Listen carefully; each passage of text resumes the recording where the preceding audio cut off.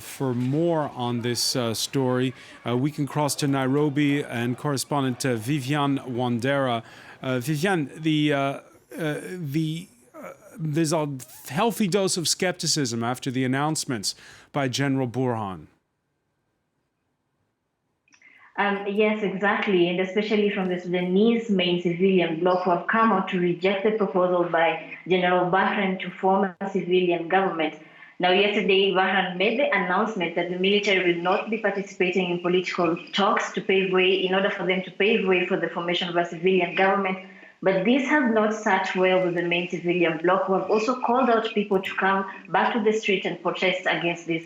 Now, Bahrain and the military took over last year in October in a coup d'etat, but it seems like they're giving up right now, as systems in the country have been failing slowly over the last 8 months with poor services, including poor health services, poor electricity supply, and poor water supply. Now, Bahrain, who was in Nairobi today for an IGAD meeting, will be going back to a very different situation than what he left there when he came to Nairobi. As the civilian bloc has said that his statement yesterday was a ruse, and it's actually worse than the October 25th coup d'etat. Burhan in Nairobi again for a regional summit. He sat down on the sidelines with Ethiopia's Prime Minister Abiy Ahmed. This after last month's border clashes between the two nations. Yes, they did. Now, this comes at the backdrop of tension between the two countries after Sudan accused Ethiopia of killing 7 of its soldiers and 1 civilian, and also parading their bodies outside for the public to see. Now, even though Ethiopia has denied these allegations, tensions between the two countries have been rising over the years over Ethiopia building the Grand Renaissance Dam.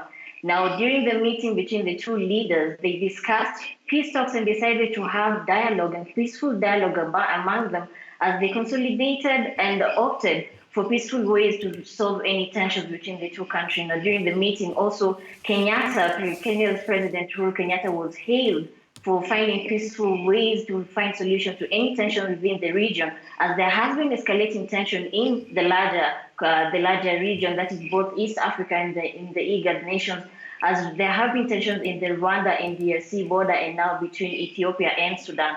Now, it will be interesting to watch what will happen between the two countries in the coming days, as if they're going to meet up after this meeting or not. Viviane Wandera reporting live from Nairobi. Many thanks for that update.